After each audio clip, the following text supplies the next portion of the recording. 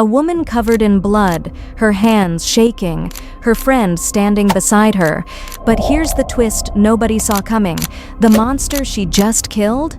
He was not the final villain of this story. And by the end of this episode, you'll understand why what these two women did wasn't murder. It was survival. This is As You Stood By, and the ending will make you question everything you believe about justice. Before we break down why this Netflix K-drama has shattered viewership records and sparked a massive debate about morality, domestic abuse, and whether sometimes breaking the law is the only way to stay alive, you need to know 3 things. First, this story is based on a shocking true crime pattern that's happening right now in Korea and across the world. Second, the ending is not what you expect. It diverges completely from the original Japanese novel and delivers something far more devastating.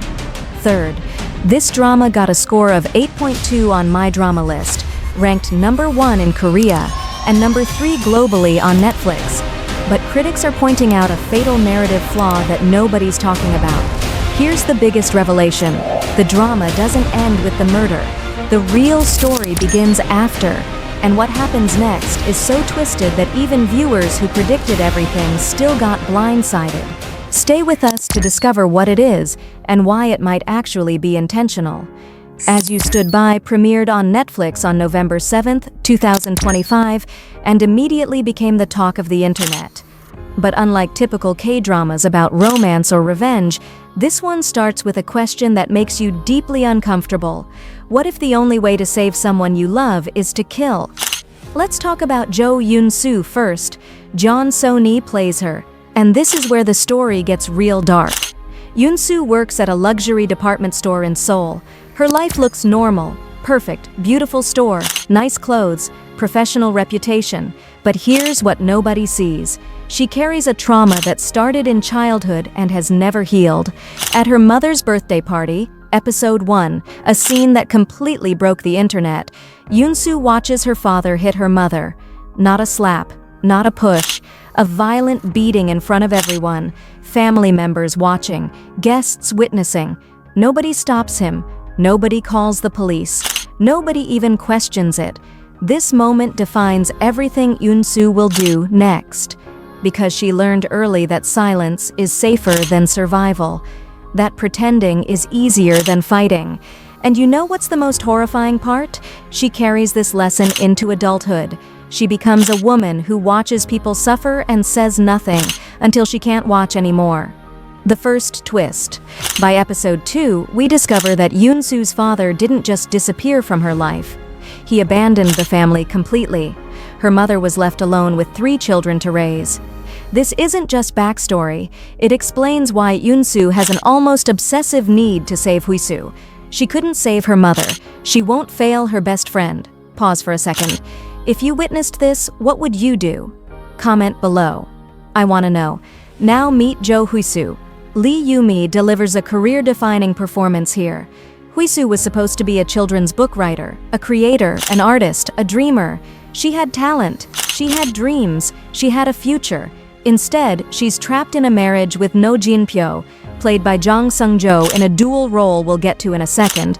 And this man is pure psychological and physical terror. He doesn't just hit her, he controls her. He isolates her. He makes her doubt her own mind. He tells her she's crazy, stupid, worthless. He monitors her phone. He controls her money. He tells her nobody will believe her if she speaks up. This is called coercive control. And here's the real-world connection that might shock you.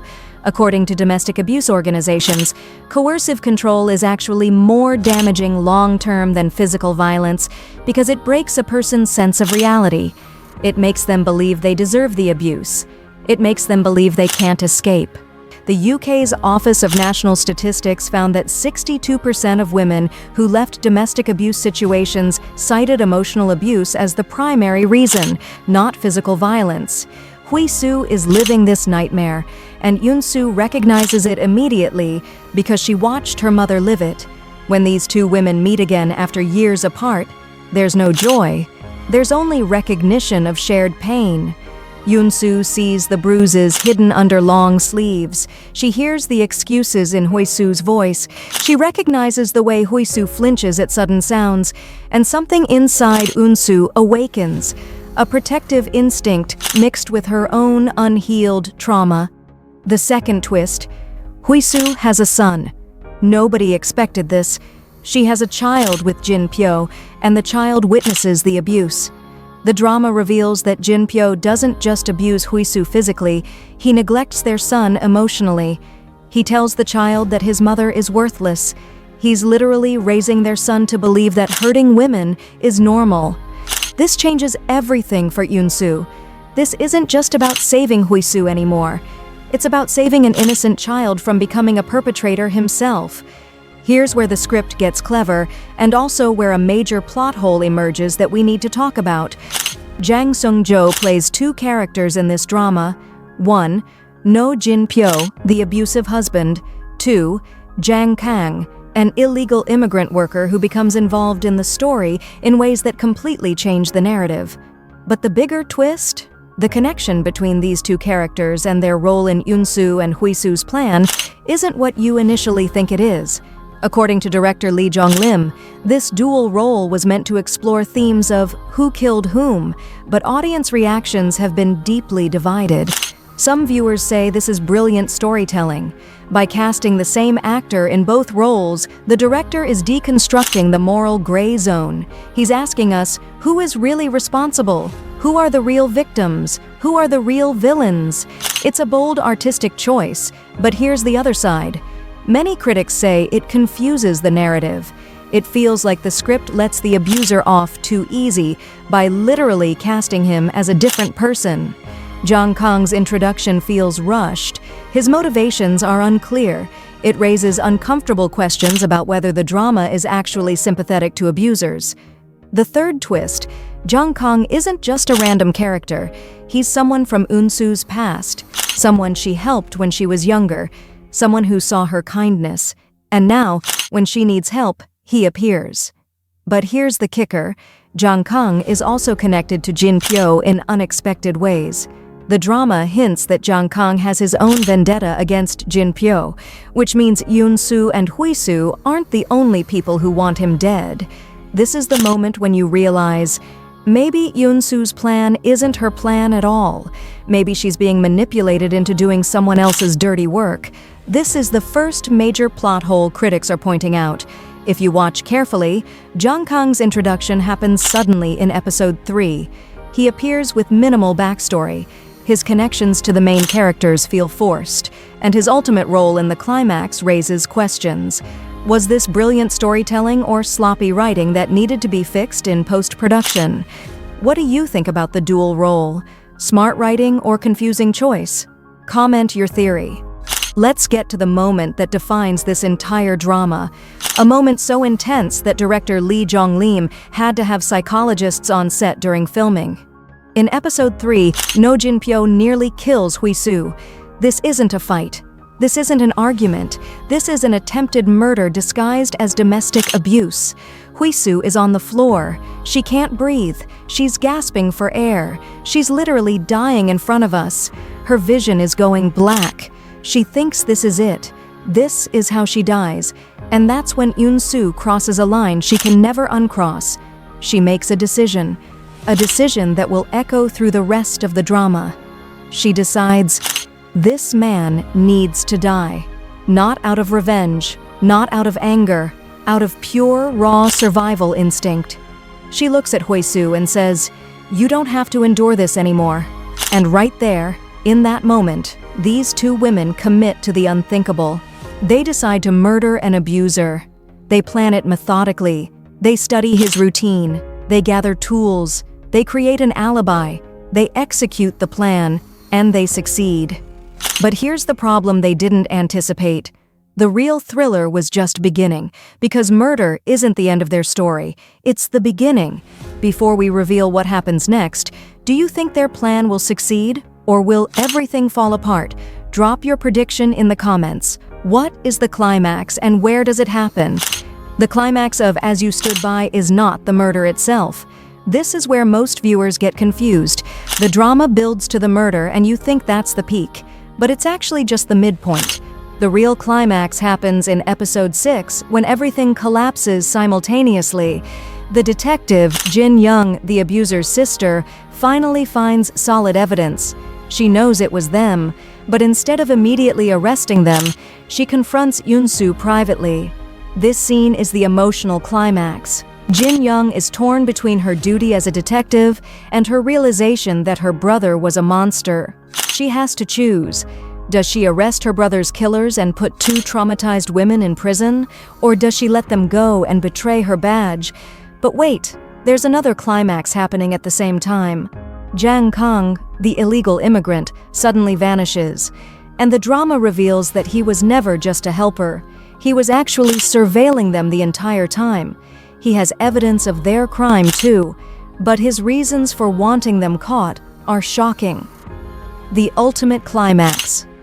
The final confrontation happens when Eun-soo, Hui-soo, Jin Young the detective, and Jang Kang all meet in one location. It's not a physical fight. It's a psychological warfare moment. Eun-soo realizes that she's been played, that her plan was manipulated from the beginning, that Jang Kang used her to get to Jin Pyo for his own reasons, that Jin Young, the sister, is actually not trying to arrest them, but to protect her family's reputation. This is where the drama reveals its darkest truth. Nobody in this story is purely good or purely evil. Everyone is operating from their own trauma, their own agenda, their own survival instinct. And Eun-soo's act of love, saving Hui-soo, has spiraled into something she can't control. The emotional climax. The scene where Hui-soo confronts Jin Pyo's mother is absolutely devastating. She reveals that Jin Pyo didn't just abuse her, he's been abusing women his entire life. His mother knew, his family knew, and they covered it up. This moment breaks the mother-in-law because she realizes her complicity. Her silence made her a murderer, too. Unexpected plot twists. Nobody saw coming. Twist number 1, the mother-in-law's secret. In episode 5, the mother-in-law Ko Jong-suk reveals something shocking. She was also abused by her husband, Jin Pyo's father.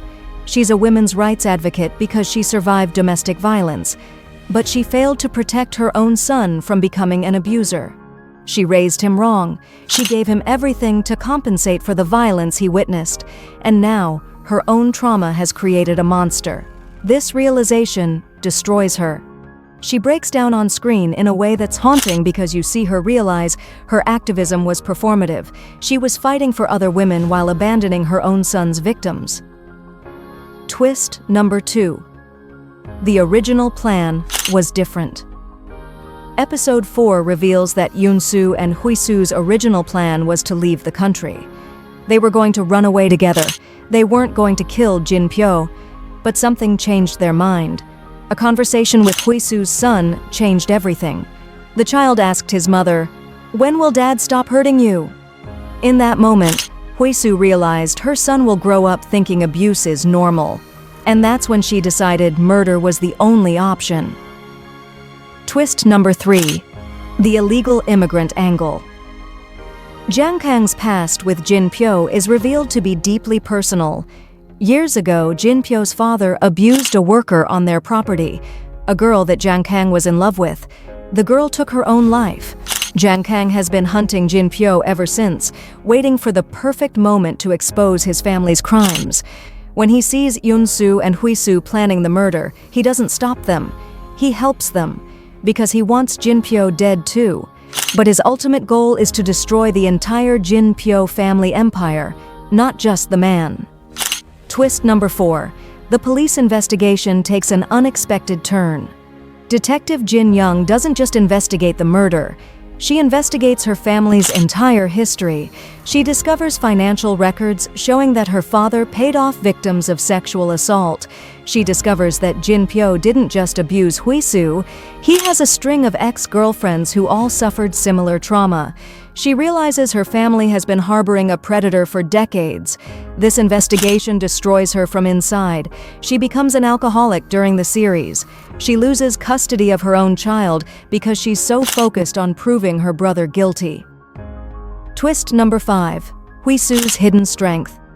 Throughout the drama, Huisu seems like a victim, weak, helpless. But in the final episodes, it's revealed that Huisu was documenting everything. She kept a diary. She recorded conversations. She photographed bruises. She was building a case against Jinpyo the entire time. She wasn't just a passive victim. She was gathering evidence. Yunsu didn't initiate the murder plan. Huisu did. And she had evidence that could have taken Jinpyo down legally. But the system failed her so many times that she lost faith. That's why she chose murder. What could the climax have been? Alternative scenarios. Scenario 1. The legal route works. If the drama had gone in a different direction, the climax could have been Huisu taking Jinpyo to court. She reveals all her evidence. The case goes viral on social media. Women start coming forward. It becomes an Me Too moment. Jinpyo is convicted and sentenced to prison.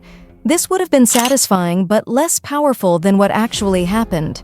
Scenario 2. They get caught immediately. The drama could have had a climax where police find evidence right away. Yunsu and Huisu get arrested. The trial becomes about whether their actions were justified. Public opinion is split. Some people call them heroes. Others call them murderers. The courtroom becomes a battleground for ideas about justice. This would have been more procedural. Scenario 3. Zhang Kang betrays them completely. Instead of helping them, Zhang Kang could have gone to police immediately. He could have played the role of star witness. The climax would have been Eunsu and Huisu discovering they've been betrayed. This would have been a pure thriller climax. Scenario 4. The murder never happens. The climax could have been Huisu changing her mind at the last second. She refuses to kill Jinpyo. Instead, she leaves him publicly. She takes her son. She goes to a women's shelter. She becomes an activist. She rebuilds her life. This would have been inspirational but less dramatic. What actually happened is more complex. The drama's real climax is psychological, not action-based. It's the moment when all the characters realize that justice isn't binary, that right and wrong are intertwined, that surviving abuse sometimes requires becoming something you never wanted to become, that love can drive you to commit acts you'll regret for the rest of your life. This drama is brilliant, but it's not perfect. And honest critics have pointed out some major narrative flaws that deserve attention. Let's break them down because understanding the plot holes actually makes the drama more interesting, not less. The investigation timeline. The detective investigating the crime is Jin Young, who is literally No Jinpyo's sister. How does she keep investigating impartially? The show hints at internal conflict, suggesting she suspects her brother but loves her family. We see her struggle. But this conflict doesn't resolve satisfactorily. Does she turn against him? Does she cover for him? The drama leaves this ambiguous in a way that feels unresolved rather than mysterious. The mother-in-law's arc. Ko Jong-suk, the mother-in-law, is portrayed as a women's rights advocate and activist, but her sudden realization about her son's abuse feels rushed. In episode 1, she's defensive of him. In episode 2, she's making excuses. By episode 3, she's helping Eunsu and Huisu. Where's the character development? What changed her mind? Did she witness something specific? The drama doesn't show us the transformation. It just tells us it happened. The forensic evidence. 2 women with no crime experience decide to kill a man. Their execution is sloppy. They leave mistakes everywhere. A fingerprint here, conflicting timelines there, suspicious behavior recorded on CCTV, yet somehow the evidence chain keeps breaking in their favor. In real criminal investigations, especially in Korea where forensic technology is advanced, this wouldn't happen. Critics say the drama sacrifices realism for emotional storytelling. They're rushing to the emotional moments and glossing over the procedural details. But here's where it gets interesting. Maybe these plot holes are intentional. Maybe director Lee Jong-lim is asking us something profound. Does the narrative matter if it saves a life? Is perfect justice real justice? Because in the real world, justice system failures are plot holes too. Women get ignored by police. Evidence gets mishandled. Abusers walk free on technicalities. So maybe the drama's messy storytelling is actually reflecting how messy real justice is. Let's get real for a moment. This is a Netflix drama. It's fiction, it's entertainment, but it's rooted in real, devastating truth that's happening right now. In South Korea, a country known You Stood By ends with a moment of quiet beauty that stayed with me long after I finished watching. The final line of the drama is simply, "I wonder what the weather is like." It's not poetic. It's not dramatic. It's just normal. Because after everything, after the trauma, after the murder, after the investigation, after the moral chaos and guilt and fear, what these women want most is something simple. They want to feel normal again. They want to notice the weather. They want to exist without fear. They want to breathe without counting their heartbeats. And that's the real power of this story. It's not about murder. It's not about revenge. It's about the desperate hunger for normalcy that abuse survivors carry for the rest of their lives. That simple desire to feel okay. The final scenes show Yoon-soo and Hoi-soo in what appears to be prison or a safe house. They're sitting together, not talking, just being present. Their friendship has evolved from childhood companions to co-conspirators to the only people on Earth who understand what each other has done and why. Their bond is now forged in blood and survival. It's the most authentic friendship the drama could have shown us. If you made it this far in the video, thank you. This was heavy. This was real. This wasn't easy to watch or to talk about. And if you're dealing with abuse in your own life right now, please reach out to a local domestic violence organization. You don't have to endure it alone. Links are in the description. There are people trained to help. There are people who will believe you. If you want more deep, layered breakdowns of K-dramas that actually matter, hit subscribe.